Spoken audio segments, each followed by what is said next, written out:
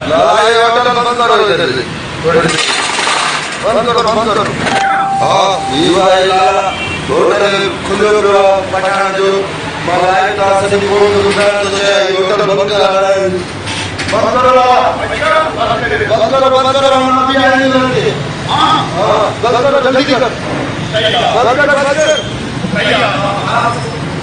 बंद करो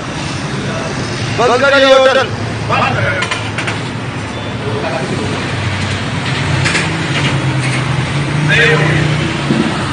बंद कर मेरे सामने बंद कर ये सामने कर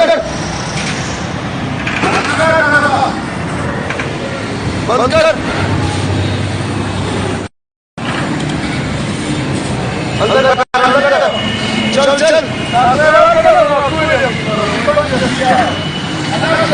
हालात सही नहीं है क्या बंद कर ये होटल ही छोड़ दे 7 दिन के अंदर पठान वरना हम जिम्मेदार नहीं है तुम्हारे अब कराची में हम काला बोर्ड नहीं पाते बिठो हैं होटल बंद कराए हुए हैं पठान जो जगह सा कोई 30 जगह सी बनासी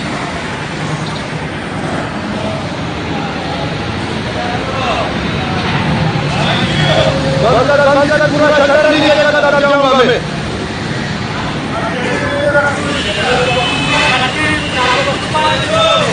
क्या हुआ